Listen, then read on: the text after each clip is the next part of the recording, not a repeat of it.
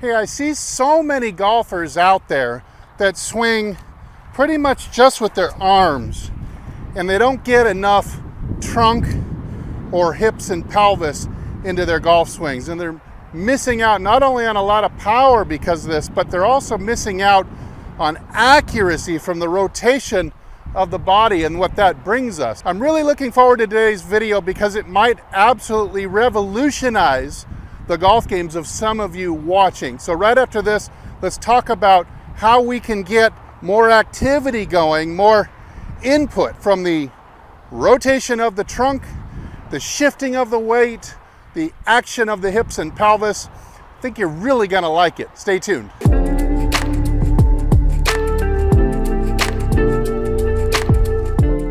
Hey, this is Steve from HitItLonger.com. I continue my journey to hit the ball longer and straighter than I ever have before, and I hope to show you how to do the same. All right, so I've got this orange stick lined up right down the middle of my stance, which means technically it should be right below my belly button and my belt buckle, which would also mean that my body would be cut in half here. 50% of my body mass on this side and 50% of my body mass on this side. Now, the problem with a lot of golfers' swings is that they don't change this ratio very much, if at all. And so the swing looks armsy, pulling down and trying to use the arms as our entire power source. And that's just not gonna get it done. So instead, I'd like to teach you how to do what I would call the 94% rule. Sounds very technical, but let me explain. So as we stand here 50-50, each of our joint segments, forearm, upper arm, thigh, all has a certain percentage of our body's overall mass. And no matter whether you're big, tall, wide, short, any shape that you are, it tends to be about the same. So what we're going to be after is trying to move 94% of our body mass to get in front of the stick line by the time we reach impact. Now, how are we going to do that? Well, the good place to start is going to be by moving the belly button. The middle of all of this mass is the belly button. Let's move that. We're going to shift this just like that. Just do a little slide until your belly button and your belt buckle are on top of your left heel. Now you're going to see what happens right away is I'm going to start to get my left foot in this position where it's rolled out a little bit, and you see the toe is up in the air. And this is how all good golfers, when they come down through impact, they move the weight of their body onto the outside of their heel. Now, notice how my chin and my nose are still in the middle. So now I've achieved a bit of a side tilt here. Now, in order to support this position, I'm now going to flex my right knee across the center line, just like that. And now I'm also going to rotate my chest. It is in a tilted position, granted, but I'm going to rotate it right side under. And you see what that does is it also puts my entire trunk in front of the line, just like that.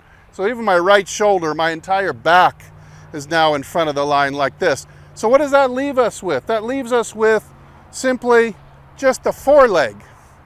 From the knee down or the shin down to the foot is left on this side of the line, which would represent a foreleg, and a foot represents about 6% of your overall body's mass. And so you could say by doing this motion here, I have shifted 94% of my body's mass to front of the line, while my head stays neutral, pretty much right on the line like this. Although once you get here and you start to rotate the chin to look at the shot, even that starts to move in front. So you get a preponderance of your body mass in front. You've got really allows you to get to a position of support. It will really encourage you to rotate a lot more than you currently do.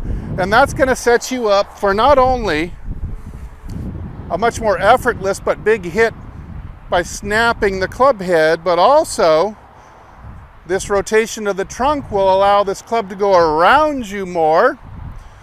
So watch this. We get from here, and now 94% position allows the club to go right around the body on the right plane, and gives us much better control of the club face. But wait, we're not done yet. There's more, as they say on TV. This 94% position here is also going to make it nearly automatic that you hit down on the ball gently and bottom out in front. A low point about 3 or 4 inches in front on an 8-iron, with the club gently descending first, forward leaning shaft, and then bottoming out as it goes like that, is exactly the impact conditions of the best PGA pros on TV. Now let's hit one. You're going to see that I don't quite make it across the line at impact. I think the mental imagery is that you want to strive to get here by impact, although this is probably not going to be the case for most of you. In fact, most of you will probably be more like here by the time you see the 94% rule kick in, and that's okay. But since most people are too inactive, I'd like to see you strive to get there before you even strike the ball. So let's take a look at one. We'll look back at it in slow motion again.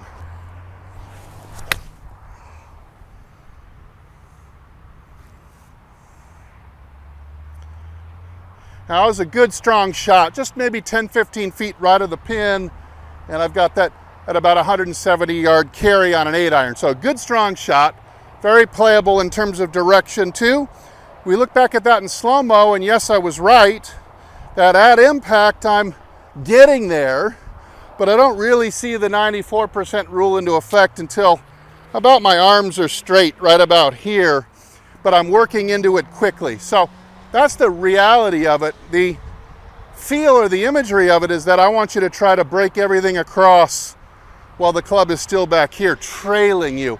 That'll really get you in a powerful position to hit the ball from. All right, now for the bonus, because I always like to over deliver. What if, and just bear with me for a second, what if you wound up with the 94% rule on your backswing? That would look something like the opposite.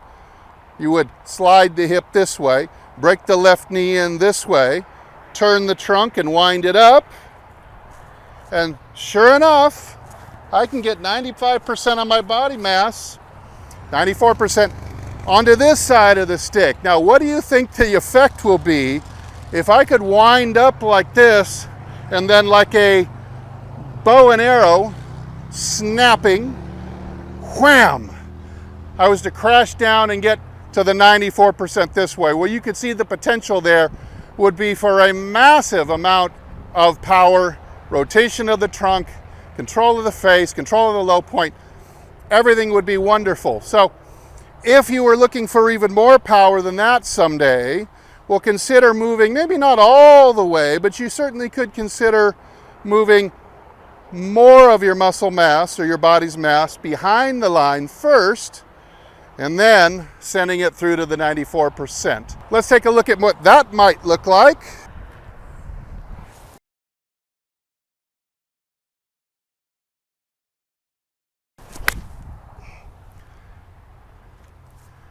All right, so that body position, that equal wind up this way, certainly sets me up for more potential coming down and through, and I was able to hit an 8-iron 180 yards, maybe even 185 if I really catch it good. So that's really smashing it at that point.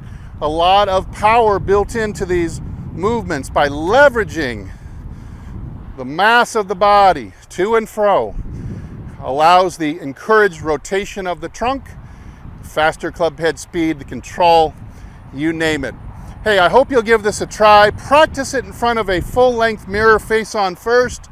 You look in the mirror and see that you're getting everything but your foreleg across the line, then take it to the range before you take it to the course.